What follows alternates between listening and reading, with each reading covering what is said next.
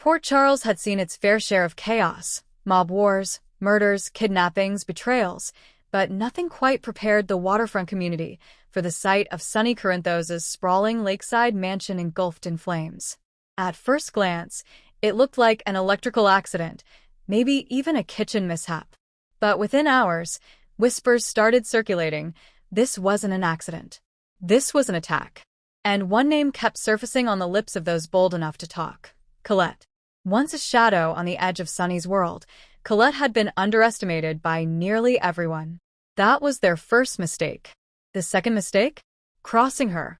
For months, Colette had kept her rage under wraps.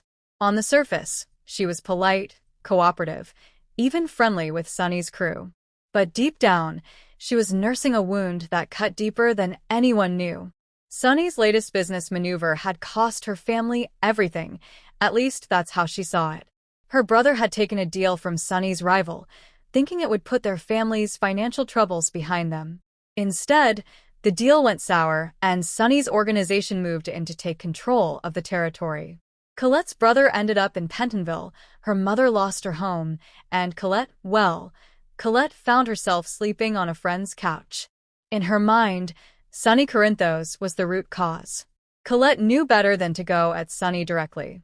Anyone who had tried was either in a grave or vanished. But she'd been watching, quietly collecting bits of information. She noticed patterns: when Sonny was home, who came and went, which parts of the house had no security cameras. Her opportunity came on a stormy Friday night. Sonny was in a meeting at Pozzolo's. Jason was out of town, and Dex was running an errand at the warehouse. The house was guarded, but not by Sonny's best men. Colette slipped into the wooded area behind the property, her hoodie pulled up, backpack slung over her shoulder. Inside was everything she needed: accelerant, gloves, a lighter, and a deep, seething determination. The rain had stopped, leaving the air heavy and still. Colette crept up to the side of the house where the security lights were busted, a detail she'd noticed 2 weeks earlier. She poured accelerant along the deck, splashing it against the French doors leading into Sonny's living room. The smell was sharp and bitter, making her eyes water, but she didn't hesitate. She pulled a rag from her pocket, doused it in more fuel, and lit it. For a moment, she just watched the flame dance, almost hypnotized. Then she tossed it. The fire caught instantly, racing up the wooden frame like it had been waiting for this moment. Within seconds, the deck was ablaze, the flames licking at the glass until it shattered inward with a deafening pop. Colette backed away, heart pounding, the heat pushing against her skin. She didn't stay to watch it all go down, she knew better. She melted back into the trees, her face set in grim satisfaction. Sonny's phone rang while he was still at Pozzolo's. "Boss, the house. It's on fire." The words hit him like a punch to the gut. He didn't wait for details. Within minutes, he was speeding toward the mansion, sirens wailing in the distance. By the time he arrived, the entire left wing of the house was gone, black smoke curling into the night sky. Firefighters were battling the blaze, but it was clear, this wasn't just damage, this was destruction. And it felt personal. The next morning, Sonny stood among the ashes. The damage was total. His home, the place where his kids had grown up, where countless memories were made, was gone. Dante showed up, not as Sonny's son, but as a detective. "Dad, this wasn't an accident," Dante said flatly, holding a fire marshal's report. "The accelerant traces are all over the property. Somebody set this." Sonny's jaw tightened. Find out who.